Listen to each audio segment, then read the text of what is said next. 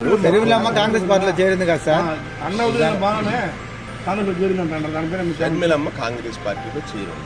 ఇక్కడ టీ కాంగ్రెస్ విలీనమైంది, కాంగ్రెస్ పార్టీలో చేరారు. టీ కాంగ్రెస్ అంటే అక్కడ కాంగ్రెస్ పార్టీ అధికారంలో వచ్చింది కదా. ఆ రోజు షర్మిలమ్మ గారిని వారు ఆహ్వానించారు, వారు చేరుంటారు. దాన్ని ఇక్కడ ఆంధ్రప్రదేశ్ రాష్ట్రంలో రాజకీయాలకి ఏమి అది పెద్ద ఎఫెక్టివ్ అయిపోయినటువంటి విషయం కాదనేది నా అభిప్రాయం. సార్, బీసీ కార్పొరేషన్ చేశాక అందులో చాలా వరకు బీసీసీ తీసేశారని చెప్పారు. శెట్టి బలిజా తీసేశారు, శెట్టి బలిజా కానీ గాజు బలిజా కానీ చాలా వరకు తీసేశారని చెప్పారు. కార్పొరేషన్ చేశాక సైట్లో కూడా పెట్టలేదు. 39 కులాలు శెట్టి బలిజలు అంటే తూర్పు పశ్చిమ గోదావరి కృష్ణాలో ఒక పార్టీలో ఉంటారు. వారు వృత్తి ఏమిటంటే గీత వృత్తి. అక్కడ మళ్ళీ రాయలసీమలో శెట్టి బలిజలు ఉంటారు. రాయలసీమలో ఉన్న శెట్టి బలిజలు బలిజలు వ్యాపారస్తులు, వారు ఓసీ స్టేటస్లో ఉన్నారు. రాయలసీమలో ఉన్నటువంటి బలిజలు శెట్టి బలిజలు అయినా కూడా వాళ్ళు వ్యాపారంలో ఉన్నారు. ఇక్కడ రాయలసీమలో రెడ్లు కాపు సర్టిఫికెట్తో ఉంటారు. ఇక్కడ బీసీ కమిషన్ చాలా క్షుణ్ణంగా పరిశీలించిన తర్వాత ఇప్పటి వరకు రాష్ట్ర వ్యాప్తంగా ఎవరైతే ఉన్నారో కులస్తులు, సిటిబల్జీలే కాకుండా సుమారు 27 కులాలు, ఆ కులాలు వారందరూ కూడా రాష్ట్ర వ్యాప్తంగా సర్టిఫికెట్ పొందేటువంటి ఒక విధానం. ఇంకా ఘోరమైంది చంద్రబాబు నాయుడు చేశాడు. మన రాష్ట్రం విడిపోయేటప్పుడు ఒక ఉన్నటువంటి చట్టాన్ని బీసీ కమిషన్ దగ్గర అడగని కారణం చేత 27 కులాలు ఇంటికి దూరం అయిపోయాయి. ఎక్కడ తెలంగాణ రాష్ట్రంలో మళ్ళీ ముఖ్యమంత్రి జగన్మోహన్ రెడ్డి గారు వచ్చి ఉత్తరం రాశారు. మళ్ళీ కొత్త ముఖ్యమంత్రి గారికి ఉత్తరం రాశారు. ఇక్కడ అన్యాయం చేసిన వదిలేసి న్యాయం చేస్తున్న దాని మీద మాట్లాడటం అనేటువంటిది ఒక దురదృష్టం. పేదల పక్షాన పనిచేయాలి. నేను మీడియాని కూడా కోరుతా ఉన్నాను, అభ్యర్థిస్తూ ఉన్నాను.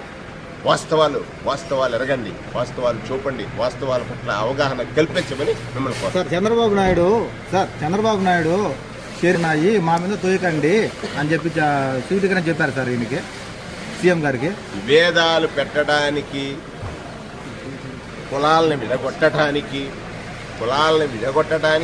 కుటుంబాలను విడగొట్టడానికి, కుటుంబంలో కలహాలు వండించడానికి ఈ దేశంలోనే ఒకే ఒకడు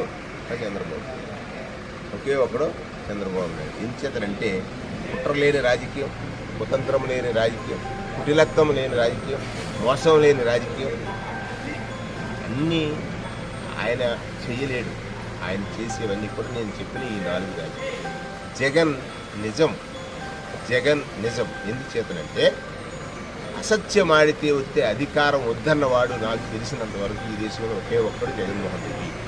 14లో మేము అందరం పోయి అడిగాము, అన్న రైతులకి 87,600 కోట్ల రుణాలు, రైతులకు రుణాలు మాఫీ చేస్తానంటున్నాడు చంద్రబాబు నాయుడు. రుణమాఫీ చేయమనంటే అది సాధ్యం కాదన్న, 87,650 కోట్లు ఉంది, రాష్ట్ర బడ్జెట్ నోట్లో ఉంది.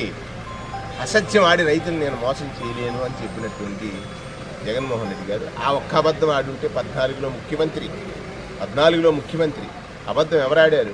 87,600 కోట్లకి ఎన్ని కోట్లు ఇచ్చాడు? 15,000 కోట్లు ఇచ్చాడు. మహిళలకు రుణాలు మాఫీ చేస్తాన్నాడు, చేశాడా? చేయలేదు కదా. ఇంటింటికి ఉద్యోగం ఇస్తానన్నాడు, ఇచ్చాడా? ఇవ్వలేదు కదా. ఇంతకంటే అబద్ధాలు ఏమున్నాయి? ఇంతకంటే మోసాలు ఏమున్నాయి? ఇంతకంటే వంచనే ఉంది? ఇంతకంటే కుట్రే ఉంది? ఎన్నిటికీ వేదిక ఎవరు? చంద్రబాబు నాయుడు.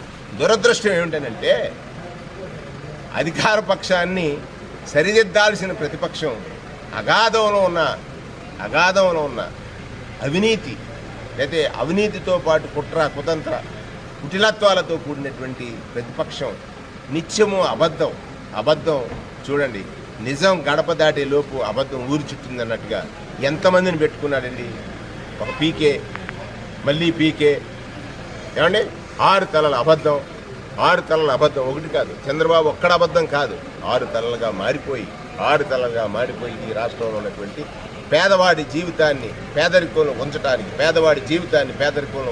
పేదవాడి జీవితం మారకూడదనేటువంటి కక్ష కార్పణ్యం, కక్షపూరితమైనటువంటి ద్వేషభావం కలిగినటువంటి నాయకుడు చంద్రబాబు నాయుడు. ఖచ్చితంగా ప్రజలు అది తెలుసుకున్నారు.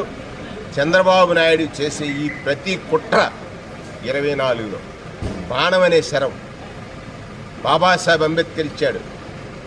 ఈ దేశంలో నేను గొప్ప రాజ్యాంగాన్ని ఇచ్చాను, అమలు చేసేవాడికి చిత్తశుద్ధి ఉండాలి, అమలు చేసేవాడు సమర్థుడై ఉండాలి అన్నాడు. అది చేసేవాడు దొరికాడు జగన్మోహన్ రెడ్డి. ఇవాళ జగన్మోహన్ రెడ్డి గారు చేస్తున్నటువంటి రాజకీయ ఎత్తుగడలలో చంద్రబాబు చిత్తు కాబోతున్నాడు.